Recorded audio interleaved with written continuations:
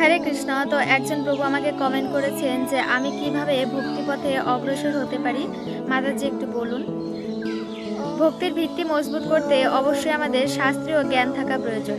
এর জন্য আপনি নিয়মিত শ্রীমদ্ ভাগবত গীতা বা শ্রীমদ্ ভাগবত এবং অন্যান্য ভক্তিমূলক গ্রন্থ রয়েছে সেগুলি পাঠ করুন।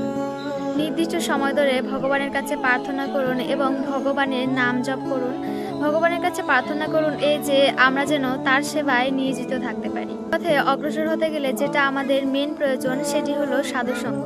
এবার আমরা যদি কোনো চোরের সঙ্গ করি, ধীরে ধীরে সেই চোরের প্রবৃত্তি আমাদের মধ্যে প্রবেশ করবে। এই জন্য আপনি চেষ্টা করুন নিয়মিত সাধু সঙ্গ করার এবং জীবনযাপনে অবশ্যই শুদ্ধতা বজায় রাখা উচিত।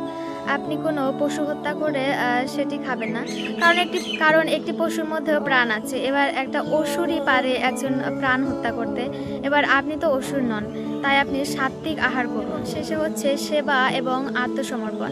আপনি নিজেকে পুরোপুরিভাবে ভগবানের চরণে সমর্পণ করুন, তাহলে আপনি ধীরে ধীরে ভক্তিপথে অগ্রসর হতে পারবেন। হরে কৃষ্ণ।